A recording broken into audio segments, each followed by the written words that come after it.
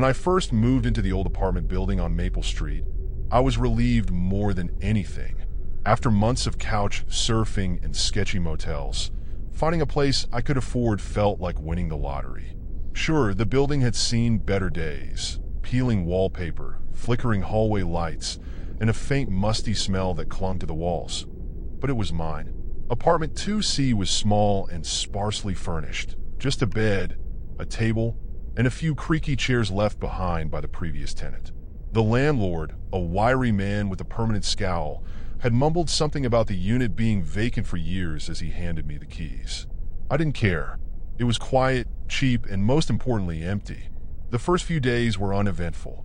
I spent my time unpacking, rearranging what little I owned, and getting used to the quirks of the building. The heater clanked noisily at night. The pipes groaned whenever someone upstairs used the water, and the elevator always smelled faintly of burned plastic. It wasn't perfect, but it was home. Then I noticed the mirror. It was in the bedroom, mounted on the wall opposite the bed. I'd seen it when I first moved in, but hadn't paid it much attention. It was an old, ornate thing with a heavy wooden frame carved into intricate patterns.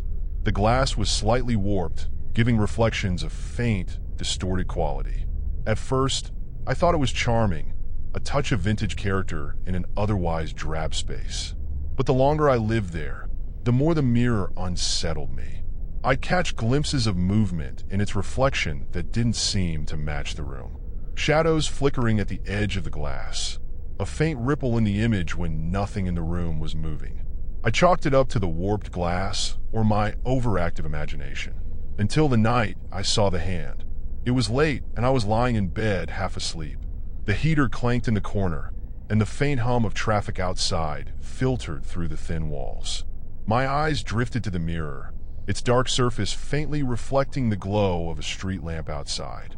And then I saw it, a hand, pale and thin, pressing against the inside of the glass. I sat bolt upright, my heart hammering in my chest. The hand was gone. The mirror reflected nothing but my own wide-eyed expression and the empty room behind me. I told myself it was a dream, a trick of the light. But as I lay back down, I couldn't shake the feeling that someone, or something, was watching me. The next morning, I stood in front of the mirror, staring at my reflection. The warped glass gave my face an odd, almost alien appearance, but nothing about it seemed out of the ordinary. No hand, no movement, just me. I leaned closer, running my fingers along the edge of the wooden frame. The carvings were intricate, almost too perfect. Tiny spirals and floral patterns that twisted together in an unsettlingly organic way. The glass itself was cool to the touch, and when I tapped it, the sound was hollow but solid. "You're being ridiculous," I muttered to myself, turning away. The day passed quietly, but I couldn't shake the unease. Every time I entered the bedroom, my eyes were drawn to the mirror. I started avoiding it, keeping my back turned as I got ready for bed. That night, I left the lamp on. The soft glow filled the room, chasing away the shadows that seemed to linger in the corners. I lay in bed, staring at the ceiling, telling myself it was just a stupid piece of furniture. Then I heard it, a faint creak like someone shifting their weight on the old floorboards. I froze, holding my breath as I listened. The noise came again, closer this time, followed by the faintest rustle of fabric. My heart pounded in my chest as I sat up, scanning the room. Nothing. The door was shut, the windows locked, and the faint hum of traffic outside was the only sound. I tried to convince myself it was the building settling, the pipes groaning, anything but what it felt like. I glanced at the mirror, and my breath caught. In the faint light of the lamp, the reflection wasn't quite right. The bed, the lamp, the dresser, they were all there. But in the far corner, where there should have been nothing but an empty wall, was a shadow. It wasn't a trick of the light or a smudge on the glass. It was a figure tall and thin, standing perfectly still. I turned to look at the corner, but the space was empty. When I looked back at the mirror, the shadow was gone. I barely slept that night. Every creak of the building, every gust of wind outside felt like a warning. I kept my eyes on the mirror, waiting for the shadow to return, but the reflection remained still, unremarkable. By morning, I had convinced myself it was stress. I've been working too much, not eating enough, and moving into a new place had thrown off my routine. That was all. It was a tired mind playing tricks on me. At least, that's what I told myself. I avoided the bedroom for most of the day, retreating to the kitchen and distracting myself with chores. But by late afternoon, curiosity got the better of me. Armed with a roll of tape, I returned to the mirror. I pressed a strip across the glass, testing to see if there was some hidden imperfection causing the strange reflections. When nothing happened, I moved to the frame, looking for any mechanism, any sign that it might be more than it seemed. Nothing. Satisfied, I peeled the tape away and stepped back. Then I saw it. In the glass, just behind my reflection, was the figure. It was closer now, standing in the middle of the room. The details were clearer. The outline of its shoulders, the curve of its arms hanging loosely at its sides. It didn't move, didn't sway or blink or breathe. I whipped around, my heart racing, but the room was empty.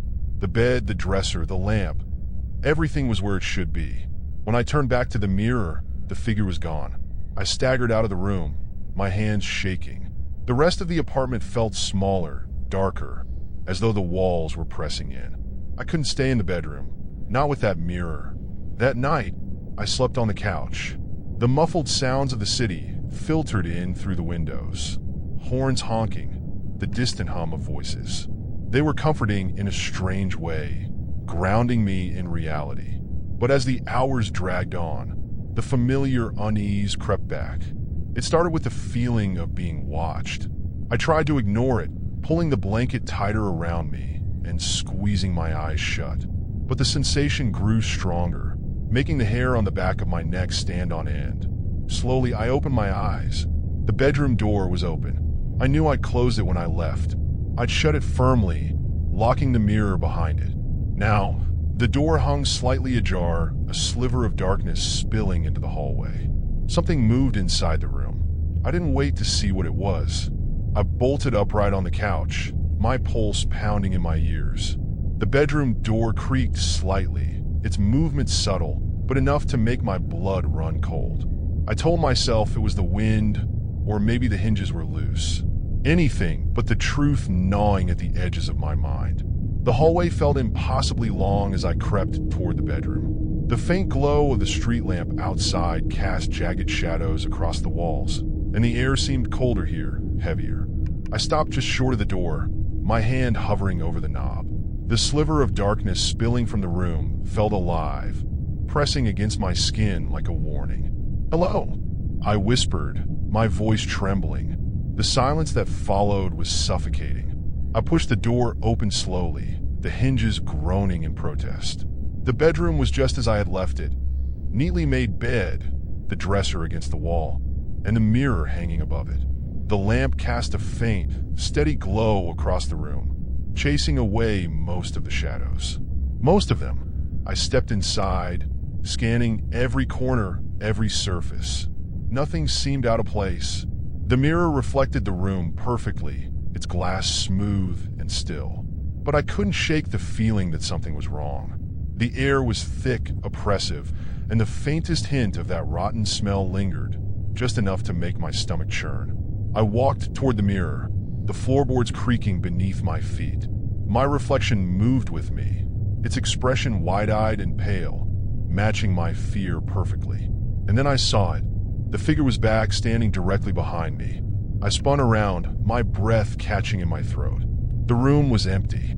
When I turned back to the mirror, my reflection was gone. Instead, the glass showed only the figure. It stood alone in the empty reflection of the room, its gaunt form hunched slightly, as though watching me through the glass. Its black eyes glistened, and its jagged mouth curved into a slow, deliberate grin. I stumbled backward, my heel catching on the edge of the rug. The mirror's surface rippled faintly, the figure's grin widening as its hand pressed against the glass. The rotten smell grew stronger, choking me as the reflection warped and twisted. Then slowly the figure raised one long, spindly finger and pointed directly at me. The mirror shattered. The sound of the mirror breaking was deafening, shards of glass exploding outward like 1,000 tiny daggers. I threw my arms up to shield my face, stumbling back against the dresser as the room spun around me. When I opened my eyes, the mirror was in pieces. The ornate wooden frame hung empty on the wall, its carved edges jagged and splintered. Fragments of glass littered the floor, catching the light and casting sharp, erratic reflections across the walls. But something was wrong. The reflections in the broken shards didn't match the room. Instead of the bed, the dresser, and the lamp, the jagged fragments showed something else, a dark, empty space, its walls slick with what looked like moisture. In some of the pieces, I could see faint movement, shadows shifting just out of sight, their forms indistinct but undeniably there. My chest tightened as I knelt to pick up one of the shards, its surface cold and unnaturally smooth. When I tilted it toward me, the movement in the reflection stopped. A face stared back at me. It wasn't mine. The pale, hollow-eyed figure pressed its face against the reflection, its sharp grin spreading wider as it tilted its head to match my angle. Its lips moved, but no sound came through the glass. I dropped the shard, the clatter echoing through the silent room. The rotten smell was stronger now, seeping into my lungs with every breath. The air felt heavier, almost wet, and the faintest sound of dripping water echoed faintly around me. I backed away from the shattered mirror, my eyes darting between the fragments on the floor. Each one still showed the same dark, shifting space, their surfaces writhing with shadowy shapes. And then they moved. The reflections shifted all at once, the shadows converging toward the center of each shard. The air grew colder, and the sound of dripping water became a steady, rhythmic beat, echoing like a heartbeat. One by one, the shards began to vibrate. The largest piece slid across the floor toward me, its edges scraping against the wood with a grating screech. The face appeared again, clearer now, its black eyes gleaming as it pressed closer to the glass. "Let me out," it whispered, its voice low and raspy, as though it were speaking through water. My throat tightened, and I shook my head. "No, you're not real. You're not." The shard pulsed, and the reflection rippled violently. The air around me felt alive, pressing against my skin, and I staggered back, clutching the dresser for support. "Let me out," the voice repeated, louder this time, and the shard began to crack. The shadows and the other fragments surged, their movements frantic, and the room seemed to tilt, the walls closing in. And then, with a final, deafening shatter, the shards exploded. The shards burst apart with a force that sent me sprawling against the dresser. Tiny fragments of glass embedded themselves in my arms and hands, sharp pinpricks of pain barely registering over the sheer chaos around me.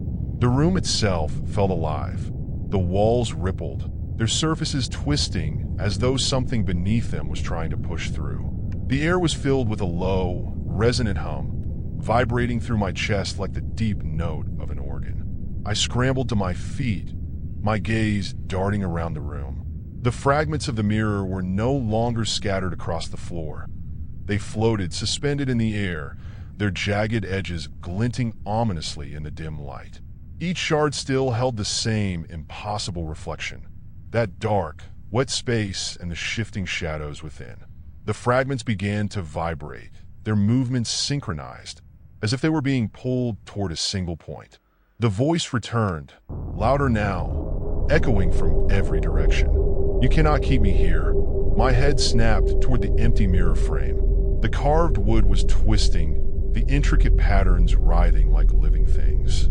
The frame seemed to stretch and expand, the empty space at its center growing darker, deeper, until it became a perfect void. From that void, a hand emerged. It was pale and skeletal, the fingers impossibly long, tipped with jagged nails that scraped against the frame as it pulled itself forward. "No," I whispered, backing away. "No, no, no." The creature emerged slowly, its gaunt form twisting and contorting as it stepped through the void. Its face was the same as before, pale, hollow-eyed, and grinning, but now it seemed more solid, more real. Its black eyes locked onto mine, and its grin widened. "You opened the way," it said, its voice layered and distorted. "Now you must take my place." I shook my head, my back hitting the far wall. "I don't know what you're talking about. I didn't do anything." The creature's head tilted sharply, its neck cracking with emotion. "You looked," it said, its tone almost mocking. "That was enough." The fragments of the mirror began to move, their sharp edges spinning faster and faster as they orbited the creature. The air was thick with the sound of the humming, now deafening, as the shards formed a swirling vortex around it. The creature stepped closer, its skeletal frame towering over me. "You let me through," it said. "Now go back."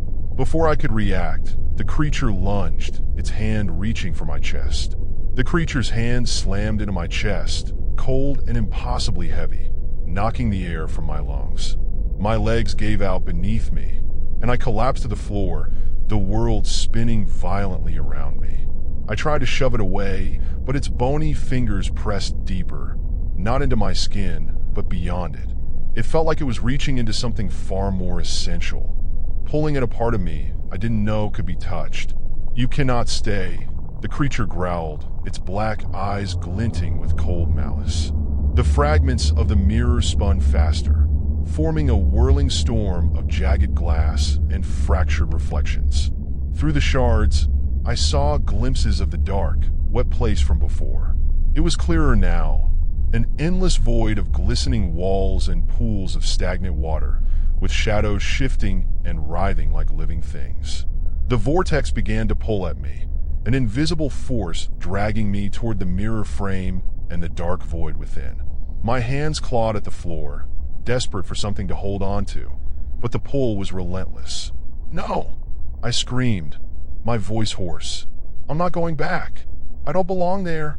The creature's grin widened, impossibly large. "You looked," it hissed, its voice echoing with cruel amusement. "The reflection always demands a trade." I felt the pull intensify, the air around me warping and distorting as the vortex dragged me closer to the frame. The room itself seemed to dissolve at the edges, the walls and furniture twisting into abstract shapes that faded into the dark. The whispers returned, faint but urgent. "Fight it!" I gritted my teeth, pushing back against the creature's hand with all my strength. My fingers brushed against something on the floor, the largest shard of the broken mirror. It was slick and cold, its surface reflecting the void. But as I gripped it, the shard began to glow faintly, a pale, silvery light emanating from its jagged edges. The whispers grew louder. "The shard! Use the shard!" Without thinking, I drove the shard into the creature's arm. The reaction was immediate. The creature shrieked, a sound so piercing it felt like my skull was splitting. Its grip on me faltered, and I wrenched myself free, scrambling backward as the shard pulsed with light. The vortex wavered, its pull lessening, and the fragments of glass around the creature began to crack and splinter further. The creature howled, its grin twisting into a snarl as it clutched its wounded arm. "You cannot stop this," it roared, its voice a guttural growl. The whispers surged again, louder and more commanding. "Break the shard! Close the way!" I wavered, staring at the glowing shard in my hand.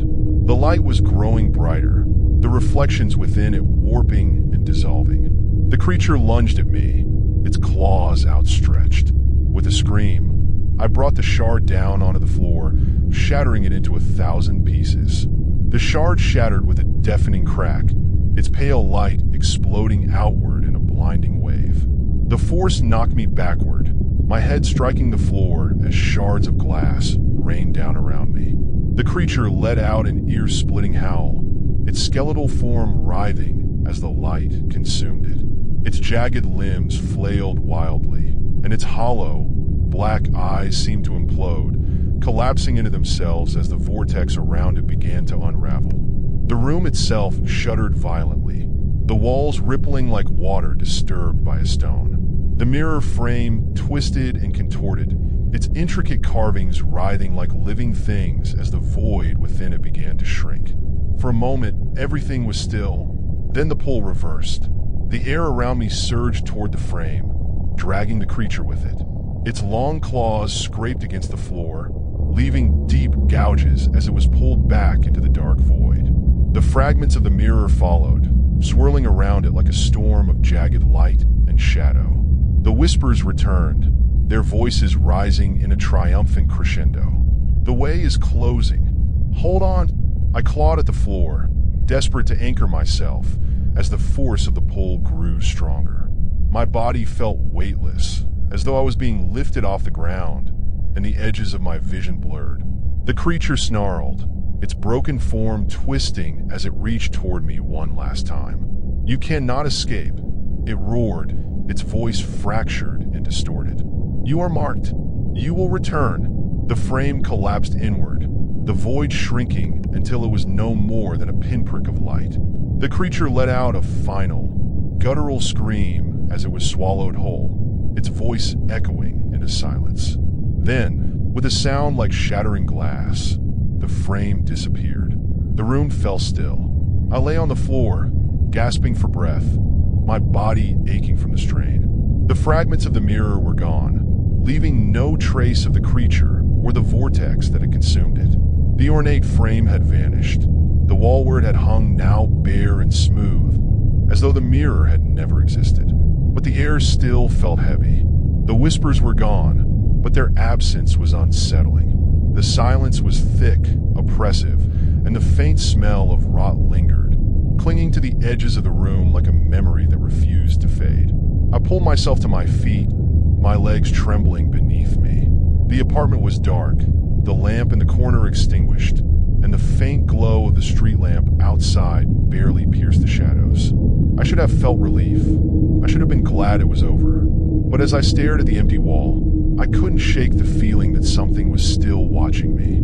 The apartment was unnervingly quiet. Every creak of the floorboards under my weight, every soft gust of wind against the window, seemed to echo louder than it should. The space felt emptier now, hollow, as though something vital had been sucked out of it along with the creature. I leaned against the wall, staring at the spot where the mirror had been. My fingers brushed over the smooth plaster, searching for any sign it had ever been there, but there was nothing. No nail holes, no scratches, just a seamless, unbroken surface. It should have been reassuring, but the weight in the air hadn't lifted.